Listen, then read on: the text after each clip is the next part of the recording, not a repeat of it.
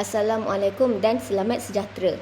Pada hari ini, kami, kumpulan 13, akan membentangkan tajuk Peranan Etika dan Peradaban Mendokong Tanggungjawab Sosial di Malaysia. Mari kita lihat sinopsis untuk topik ini. Realiti sosial sejagat terbahagi kepada dua. Pertama, realiti sosial yang telah ditentukan oleh pihak berkuasa, selalunya dari atas ke bawah atau top down, atau disebut juga sebagai takrifan autoriti. Kedua, realiti sosial yang lebih terbuka atau bottom up, iaitu yang ditentukan oleh setiap individu, keluarga dan komuniti demi keperluan seharian masing-masing atau dipanggil takrifan harian.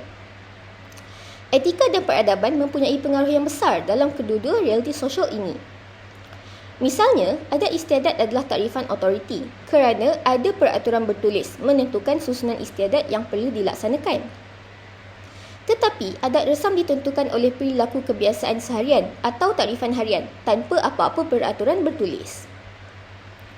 Dalam konteks yang formal seperti adat istiadat, ada protokol yang telah ditentukan untuk dipatuhi. Apabila ianya melibatkan negara dan negara asing, formalitinya semakin ketat dan terperinci, termasuk perlunya berpakaian rasmi. Ini memerlukan tanggungjawab sosial dan kesedaran nasional yang lebih tinggi dan formal. Dalam konteks tidak formal, walaupun tiada peraturan tetapi ada tanggungjawab sosial dalam bentuk adab dan nilai hormat menghormati menjadi panduan perilaku individu. Misalnya, apabila menghadiri sebuah majlis kenduri kematian atau upacara meminang. Etika dan peradaban adalah perilaku tanggungjawab sosial yang lahir daripada kesedaran sosial dan digerakkan pada peringkat individu, keluarga, komuniti, masyarakat dan negara bagi mencapai keadilan dan keharmonian. Objektif topik ini ialah supaya kita dapat memahami peranan etika dan peradaban dalam mendokong tanggungjawab sosial di Malaysia. Terdapat 3 hasil pembelajaran dalam topik ini. Pertama sekali, kita dapat menjelaskan takrifan autoriti dan takrifan harian. Kedua, kita dapat menghuraikan peranan etika dan peradaban dalam mendokong tanggungjawab sosial. Ketiga, kita dapat mempamerkan minat kesukarelawan dalam mencapai keharmonian masyarakat. Berikut merupakan kandungan pembelajaran dalam topik ini. Pertama sekali, takrifan autoriti dan takrifan harian. Kedua, peranan etika dan peradaban dalam mendokong tanggungjawab sosial. Ketiga, kesedaran nasional dalam tanggungjawab sosial. Keempat, tanggungjawab sosial dalam dan luar negara. Kelima, kesukarelaan. Mari kita mulakan dengan bahagian pertama dalam topik ini, iaitu takrifan harian dan autoriti. Konsep realiti sosial menggambarkan pengalaman hidup yang dilalui dan diterima oleh pelbagai kumpulan dan strata berdasarkan kepentingan peribadi dan norma hidup sejagat. Sebagai contoh, pengalaman belajar membaca di sekolah oleh guru serta pengalaman penerapan nilai murni di rumah oleh ibu bapa ialah pengalaman hidup yang dilalui semua kumpulan dan strata masyarakat untuk kepentingan peribadi dan keharmonian hidup dalam norma hidup sejagat. Konsep takrifan autoriti dan takrifan harian. Konsep takrifan autoriti realiti sosial merujuk kepada fenomena dan tingkah laku yang dikaitkan dengan perundangan, protokol, perlembagaan yang telah diinstitusi dan diperakui bersama. Takrifan autoriti lahir berdasarkan dokumen dan pihak berkuasa di dalam masyarakat. Manakala, takrifan harian yang diterima bersama tidak terikat oleh undang-undang formal, tetapi lebih memaparkan dalam perbezaan itu mereka didorong dan memiliki norma yang dikongsi sama. Contoh takrifan autoriti ialah Undang-Undang Malaysia yang diguna pakai untuk menentukan perbuatan yang boleh dan tidak boleh diterima di sisi undang-undang. Contoh takrifan harian pula ialah bangsa Melayu, Cina dan India dan Malaysia masing-masing mempunyai adat resam mereka sendiri, tetapi masih bertoleransi antara satu sama lain.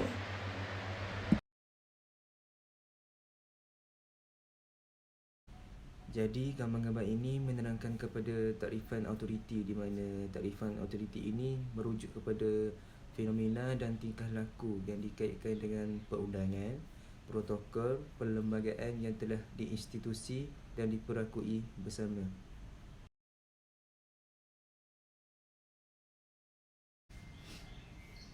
Gambar-gambar ini pula merujuk kepada takrifan harian. iaitu gotong royong dan majlis perkahwinan. Takrifan autoriti ialah fenomena dan tingkah laku yang diterima bersama dan tidak terikat oleh undang-undang formal, tetapi lebih memaparkan dalam perbezaan, iaitu mereka didorong dan memiliki norma yang dikongsi bersama.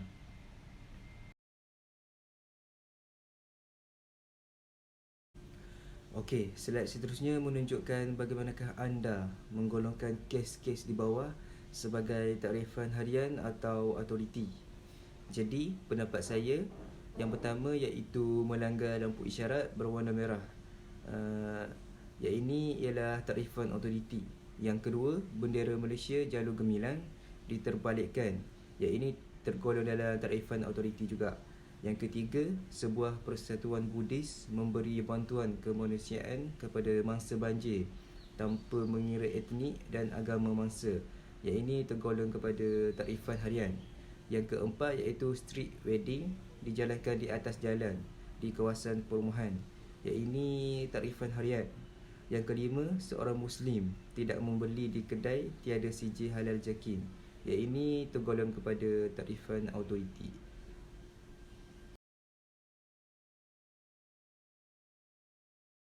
Okey, slide seterusnya menunjukkan peranan etika dan peradaban dalam mendongkong tanggungjawab sosial.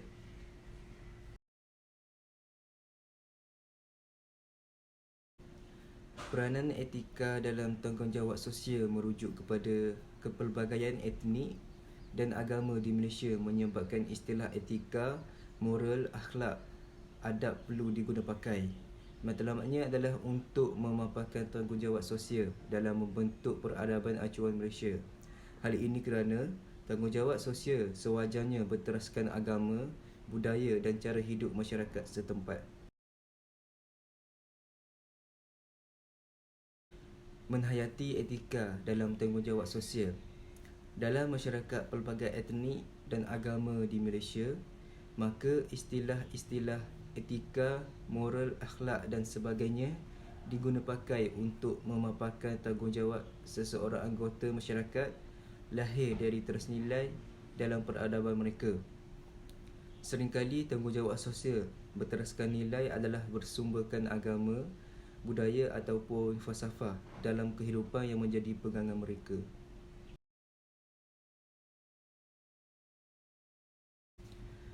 Slide seterusnya menunjukkan konsep tanggungjawab sosial. Tuhan menciptakan manusia dengan pelbagai bentuk dan keadaan. Ada yang dianugerahkan dengan kekayaan dan kemewahan. Ada yang dikurniakan dengan kecerdikan dan kepandaian dalam sesuatu bidang.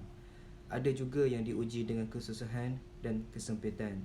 Jadi, menjadi tanggungjawab bagi mereka yang diberikan dengan kelebihan nikmat untuk berkongsi dengan mereka yang memerlukan.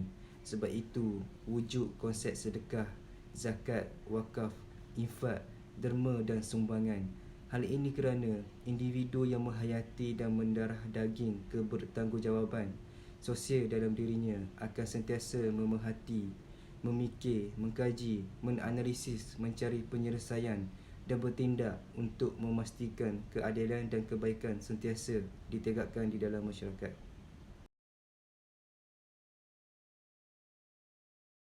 Okey, seterusnya cara memupuk sikap tanggungjawab sosial. Yang pertama ialah memikul tanggungjawab bersama. Yang kedua, saling mengenali dan membina sikap ramah tamah. Yang ketiga, sikap cakna terhadap masyarakat. Yang keempat, sikap mengajak kepada kebaikan dan mencegah kejahatan. Yang kelima, keikhlasan dalam memberi bantuan.